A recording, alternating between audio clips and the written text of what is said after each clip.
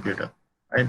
So computer basically contains this major three units, okay, three components, basically three units, I should say, not components, right? Three units, right? One is the input unit, other is the output unit, and in between you're having something called as CPU and storage unit, right? So let me zoom on this diagram.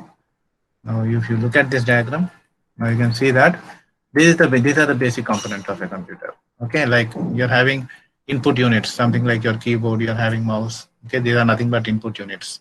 Keyboard and mouse, basically, I'll be calling them as input units. Okay, why do I call them as input units? Because it takes input from the user. Okay, because it is taking input from the user. Who are the users? We, the people who are working on the system. They are nothing but users. Okay, so this keyboard and mouse will take input from the user. Either what do we users do? We press something on the keyboard. Okay, we press something on the mouse, right? We press on the keyboard. We give the input with the help of the keyboard. Okay, and also we give certain input with the help of a mouse click. Okay, with the help of a mouse click, right? So these are nothing but input devices, and at the very end you are having output devices, which are something like monitors. Okay, where we see the output or the results, I should say, right? The output are the results that are displayed on the monitor, right? Monitor is also called as a VDU. Okay, VDU. VDU stands for what? Visual Display Unit. Okay, VDU stands for Visual Display Unit. VDU. Okay, Visual Display Unit. It's a technical name for a monitor. VDU, right? And likewise, you have printer also, and I hope everyone should have seen how a printer looks like and all these things, right? Right. So in between, okay, in other than these input devices, to the left you're having input devices, to the right you're having output devices, and somewhere in between you're having something called as a CPU. Okay, CPU. Most of the students get confused. What is a CPU? Okay, CPU is nothing but central processing unit. Okay, central processing unit, right? So basically, okay, we'll discuss more about CPU. So once you open the box, your computer box, the black box that you are seeing, okay, on a typical, what you call, desktop computer, okay, on a typical desktop computer, once you open that black box, okay, then what are you going to find? You are going to find inside that black box, you are going to find a, what you call, a plate sort of thing, okay, a plate sort of thing on which various circuits are placed, okay, various chips are placed. Okay, you'll find transistors, you'll find registers, okay, you'll find diodes, find capacitors. All these things will be placed on a plate sort of thing. Okay, that plate is nothing but a motherboard. Okay, so I hope, I'm not sure how many of you have seen a motherboard, right? Not many of you might not have seen it, because once you open the black box, okay, or the CPU box, only then you'll find this motherboard, right? So inside the motherboard, these are the various, what do you say, components, right? You have various ports, like your input port, okay, and the other end you have something like your output port, okay. Then you have various types of memories, like you'll have what is cache memory, you'll have something like RAM, random access memory, you have something like auxiliary memory, and all these things will be there. Okay. So coming to this input port, okay, what will be there in this input port? Input port, what do you mean by a port actually? Okay, when I talk about a port is nothing but a endpoint. Okay, it's something like an endpoint of the connection, where we connect, okay, a device to a certain port. Okay, I think I'm making sense. So whenever I want to connect a certain device, okay, to my computer, where I have to connect it to a port. I have to connect it to a port. So if it is an input device, I have to connect it to a input port. Port is something like a socket. Okay, port is something like a socket to which you have to connect the device. For example, keyboard is an input device, so I have to connect it to the input port, okay, or the input socket.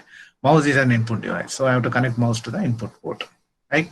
Likewise, when I talk about video, okay, or your screen, okay, I have to connect it to your output port, because it is an output device. Monitor is an output device. Likewise, printer is also an output device, which has to be connected to your output port. Okay, port is nothing but something like a connection. Okay, something like a connection to which you have to connect the device. Okay, connector, I can say, something like that. Something like a, what you call, endpoint, where I can connect my device, right? Or a socket to which I can connect my device. Then in addition to these ports, input port and output port, you are having something like, okay, now you can see here, these are the various types of memory. Okay, you are seeing a box called as microprocessor. Okay, microprocessor, this box is there. Okay, this microprocessor, so this entire when I consider this entire box, which is called as a motherboard. Okay, on this motherboard you are having a microprocessor. This microprocessor is nothing but the chip. Okay, it is nothing but the chip which is there on the motherboard, and this is the brain of the computer. Okay, some people call it as the brain, some people call it as the heart of the computer. Okay, whatever it is, it plays a vital role. Okay, it plays a vital role. That's why this microprocessor is also called as something like brain of the computer. Okay, so without this your computer cannot function. Okay, your computer cannot process, right? So this microprocessor is nothing but the chip that is there on your motherboard. Okay, so examples of microprocessors, you have microprocessors from Intel company. Okay, you have microprocessors from AMD company. Okay, likewise many other microprocessor vendors are there. Okay, and you should have heard about, when I talk about Intel microprocessor, then you should have heard about what is an i3 processor, yes or no? What is an i5 processor, or what is an i7 or processor, what is an i10 processor. Okay, there are all the various versions of processors that Intel has developed, right?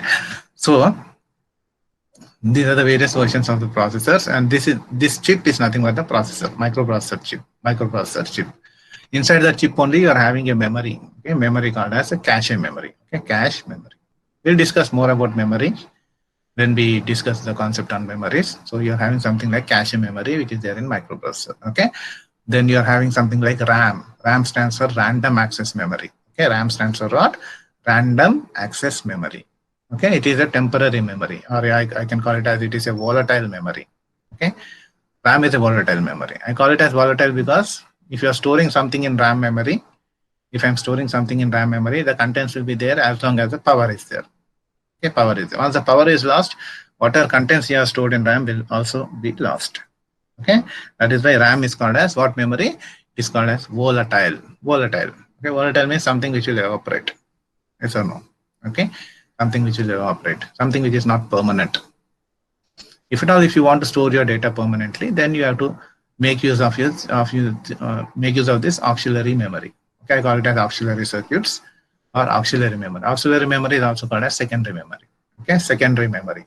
So examples for your secondary memory will be your, or will be examples for your secondary memory, your hard disk. Okay, hard disk, or your pen drive, or your CD-ROMs and all these things. Okay, where you can save your file, So what is the advantage of saving your file? Once you save your file, okay, it doesn't matter if power is there or power is lost. If power is lost also, then next time whenever power is there, whenever power comes back, okay, you can still open that file. Okay, so that is the use of your auxiliary memory or your secondary storage memory. Okay, so secondary storage means once you save your file, for example, Word document is there, something you have typed. Okay, so whatever you have typed, you can save it in a file, and you can save that file on your hard disk. Okay, so as long as you delete that file, it will be there in your hard disk only. So something, unless and until you delete it, that file will not go anywhere. Okay, it's something like your permanent storage, right? Examples for your permanent storage devices are your hard disk. Okay, your what you call pen drive, right? Or you can also save it on your CDs, like this. These are all examples for your auxiliary storage devices. So now, in addition to this, okay, you are having certain arrows. Okay, arrows which are pointing to all these components, arrows which are coming in, arrows which are going out, and all these things. So what are these arrows? These arrows are indicating the direction of data flow. Okay, these arrows are talking about the direction of data flow. Okay, now you are having something called as control bus here. See here, you can see control bus, you can see address bus, you can see data bus. So what are these buses?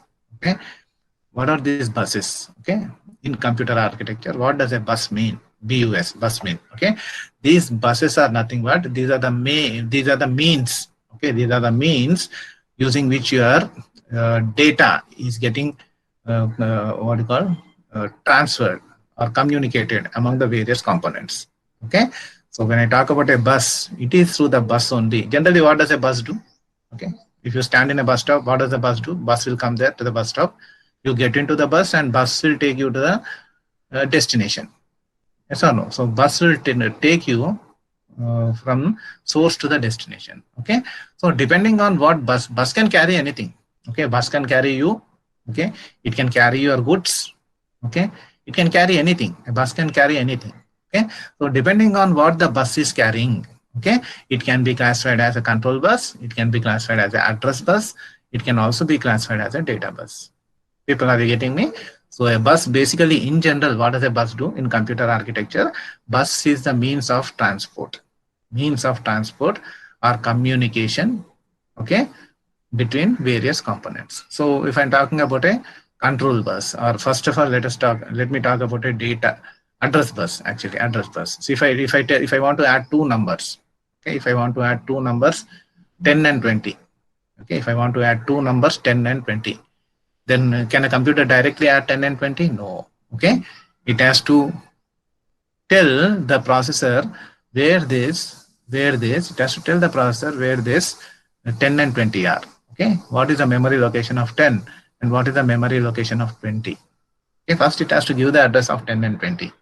Okay, so that addresses will be communicated to the microprocessor through the help of a which bus? Through the help of a address bus. Through the help of a address bus. Okay, address. So once I get the address, data also has to be transferred. Okay, so now next step is transferring the data. So what is the data that I'm trying to add?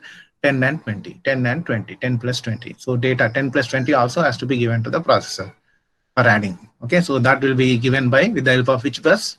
Data bus. Okay, likewise control bus is also there. Okay, we'll discuss more about what is this control bus doing and all these things when we discuss about the block diagram of a computer. Okay, there is something called as a block diagram of a computer. So when we discuss about the block diagram of a computer, we shall be discussing about what is the use of control bus and all these things. Okay, so as of now, these are some of the important, okay, these are some of the important components of a computer. Okay, people got it? So to summarize, these are the input devices, keyboard and mouse, and input devices have to be connected to which port? They have to be connected to input port. Input is nothing but a socket, okay, to which these input devices have to be connected, right? Likewise, you have output devices, okay, output devices have to be connected to which port? Output port, okay, right? And once you open the black box or the what do you call the CPU, right? Inside that you'll be having these various components, right? There's something called as a motherboard. Motherboard is something like a plate, okay, on which all the various components, all these different components are placed, and these are some of the important components, right? Like you have something called as a microprocessor. Inside that you'll be having something called as a cache memory.